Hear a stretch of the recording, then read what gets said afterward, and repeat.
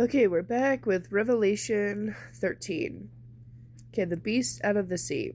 Then he stood, waiting on the shore of the sea. And now in my vision I saw a beast rising up out of the sea. It had 7 heads and 10 horns, with the 10 crowns. 10 crowns on its horns, and written on each head were names that blasphemed God. This beast looked like a leopard, but it had bear's feet and a lion's mouth, and the dragon gave him on his own power and throne and a great authority. I saw that one of the heads of the beast seemed wounded beyond recovery, but the fatal shot was healed. All the world marveled at this miracle and followed the beast in awe.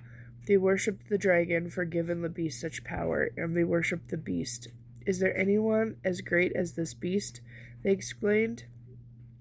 Who is able to fight against him? Then the beast was allowed to speak great blasphemies against God, and he was given authority to do what he wanted for 42 months.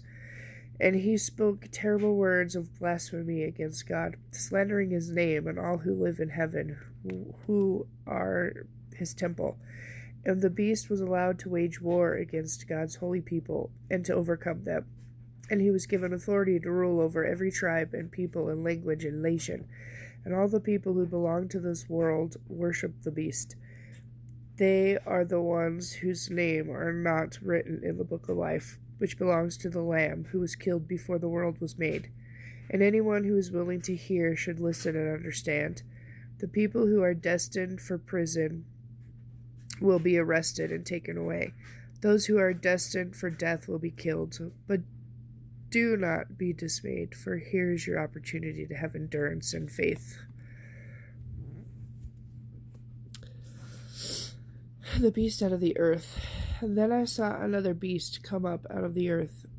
He had 2 horns like those of the lamb, and he spoke with the voice of the dragon. He exercised all the authority of the first beast, and he required all the earth and those who belong to this world to worship the first beast, whose death wound had been healed. He did astounding miracles, such as making fire flash down to the earth from heaven while everyone was watching. And with all the miracles he was allowed to perform on behalf of the first beast, he deceived all the people who belonged to the world. He ordered the people of this world to make a great statue of the first beast, who was fatally wounded and then came back to life. He was permitted to give life to the statue so that it could speak.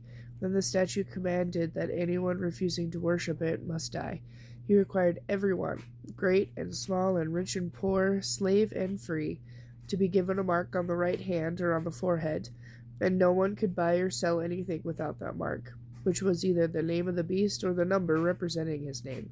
Wisdom is needed to understand this. Let the one who has understanding solve the number of the beast, for it is the number of a man. His number is 666. Revelation 14. The Lamb and the 144,000. Then I saw the Lamb standing on Mount Zion. With him were 144,000, who had his name and his Father's name written on their foreheads. And I heard a sound from heaven like the roaring of the great waterfall, or the roaring of the mighty thunder. It was like the sound of the many harpists playing together. This great choir sang a wonderful new song in the front of the throne of God and before the 4 living beings and the 24 elders. And no one could learn this song except those 144,000 who had been redeemed from the earth. For they were spiritually undefiled, pure as virgins, following the Lamb wherever he goes. They have been purchased from among the people on the earth as a special offering to God and to the Lamb. No falsehood could be charged against them. They are blameless. Excuse me while I turn the page.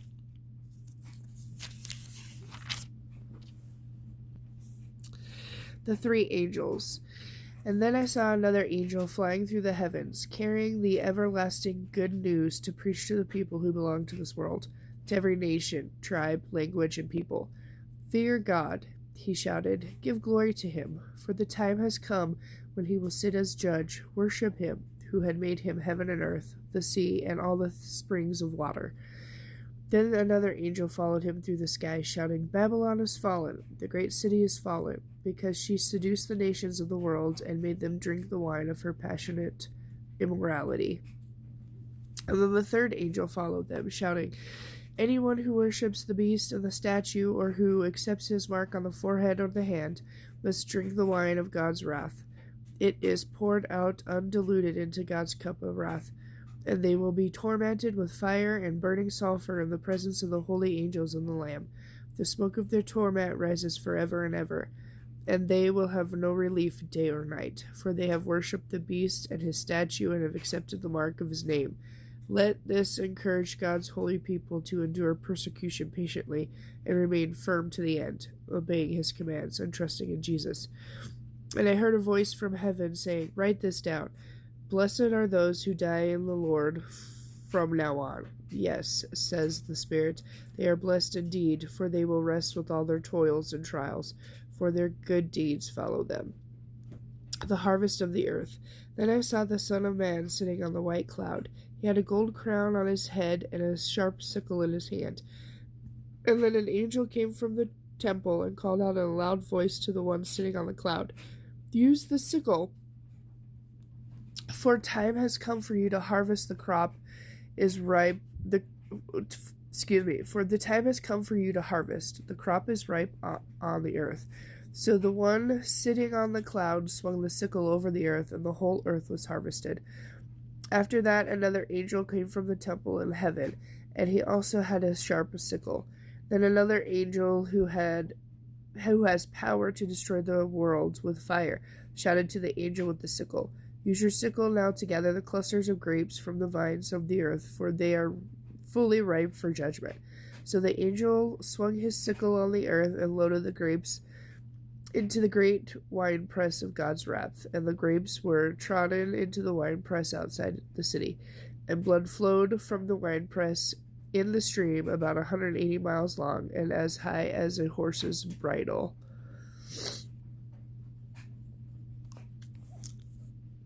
Okay, Revelation 15, the Song of Moses and of the Lamb.